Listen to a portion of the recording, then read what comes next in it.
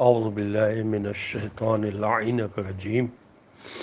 بسم اللہ الرحمن الرحیم ان اللہ مع الذین اتقوا والذین هم محسنون اللہم صل علی محمد وآل محمد وعجل فرجہم سلام علیکم ورحمۃ اللہ وبرکاتہ۔ اللہ تبارک و تعالیٰ کا شکر ہے کہ میں نے سورہ مبارک نحل جو قرآن مجید کا 16 نمبر کا سورہ ہے، اس کی آخری آیت جس کا نشان ہے 1 to 8، اس کی تلاوت کا شرف حاصل کیا، جس کا ترجمہ یہ ہے کہ اللہ ان کے ساتھ ہے جو تقوی اختیار کرتے ہیں اور جو نیکوکار ہیں۔ یہ اس سورہ کی آخری آیت ہے، اور جیسا کہ ہم نے اس سورہ کی ابتدا میں کہا تھا کہ اس سورہ میں جو چیزیں سب سے زیادہ اپنی طرف متوجہ کرتی ہیں وہ خدا کی گوناگون نعمات ہیں، چاہے وہ مادی ہوں یا روحانی، ظاہری ہوں یا باطنی، اور انفرادی ہوں یا اجتماعی۔ اس سورہ کو جو نعمتوں کی صورت کہا جاتا ہے تو وہ اسی لحاظ سے ہے۔ اس سورہ کی آیات کے مطالعے اور تحقیق سے ظاہر ہوتا ہے کہ اس میں تقریباً 40 چھوٹی بڑی مادی اور روحانی نعمتوں کا ذکر ہے۔ ہم انہیں ذیل میں فہرست وار پیش کرتے ہیں اور ہم تاکید کرتے ہیں کہ ان کا مقصد پہلے توحید اور عظمت خالق کی تعلیم ہے، اور اس کے بعد ان نعمتوں کے خالق سے انسان کے میلان کو تقویت پہنچانا ہے اور احساس تشکر کو ابھارنا ہے۔ تخلیق فلک کے سلسلے میں فرمایا خلق السماوات، خلقتا زمین والارض، چوپایوں کی پیدائش، والانعام خلقہا، اون اور چمڑے کے ذریعے لباس کی تیاری، لکم فیہا دفء، جانوروں کے دیگر فائدے، ومنافع، جانوروں کے گوشت سے استفادہ، ومنہا تاکلون، استقلال اقتصادی کے مشن سے فائدہ اٹھانا، ولکم فیہا جمال، آسمان سے بارش کا نزول اور اس سے پینے کے پانی کی دستیابی، والذی انزل من السماء ماء لکم منہ شراب، اس سے چراگاہوں کی نشوونما، ومنہ شجر فیہ تسیمون،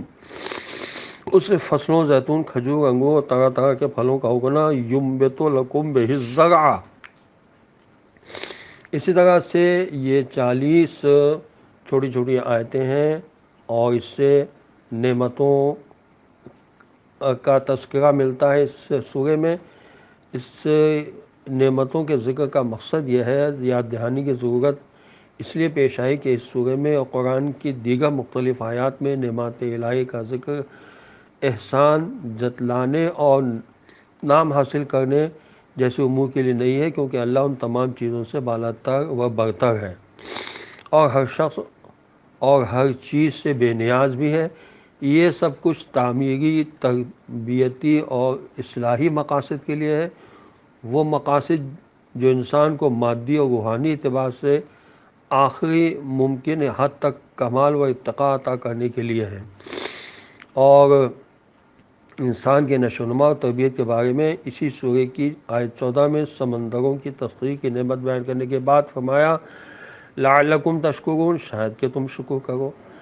آیت 15 میں پہاڑوں، دریاؤں اور راستوں کی نعمت بیان کرنے کے بعد فرمایا لعلکم تہتدون، شاید کہ تم ہدایت پا جاؤ۔ آیت نمبر 44 میں عظیم ترین روحانی نعمت یعنی آیات قرآن کے نزول کا ذکر کرنے کے بعد فرمایا وَلَعَلَّهُمْ يَتَفَكَّرُونَ، اور شاید کہ وہ غور و فکر کرے۔ آیت نمبر 78 میں بہت اہم نعمت شناخت و معرفت کے وسائل کان، آنکھ اور عقل کا ذکر کرنے کے بعد ارشاد فرمایا لعلکم تشکرون، شاید کہ تم شکر کرو۔ اسی طرح آیت نمبر 90 میں عدل و احسان کو اختیار کرنے، فحشاء، منکر اور ظلم کے خلاف جنگ کرنے کے احکام کے بعد فرمایا لعلکم تذکرون، شاید کہ تم تذکر حاصل کرو اور توجہ دو۔ در حقیقت ان 6 مواقع پر 5 مقاصد کی طرف اشارہ ہوا ہے۔ نمبر 1 تشکر، نمبر 2 ہدایت، نمبر 3 تفکر، نمبر 4 دعوت حق پر تسلیم خم کرنا، اور نمبر 5 تذکر، یاد آوری۔ تو ہمیں قرآن کا مطالعہ اسی انداز سے کرنا چاہیے کہ ہر آیت کا لکھیں کہ اس میں مرکزی خیال کیا ہے، اس میں ہدایت کیا دی گئی ہے، اور اس کے لیے باقاعدہ کاپی اور قلم لے کر بیٹھنا چاہیے ہے۔ یہ انشاءاللہ وقت عبادت میں گزرے گا۔ اللہ ہمیں قرآن کو سمجھنے اور اس پر عمل کرنے کی توفیق عطا فرمائے۔ والسلام علیکم ورحمۃ اللہ وبرکاتہ۔